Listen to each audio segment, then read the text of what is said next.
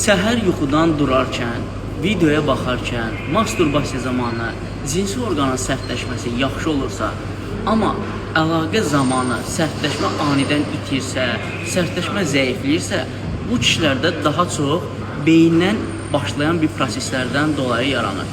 Ümumiyyətlə, kişilərdə 5 duyğu orqan vasitəsilə beyinlə orqan arası olan bağlılıq bərpa olur.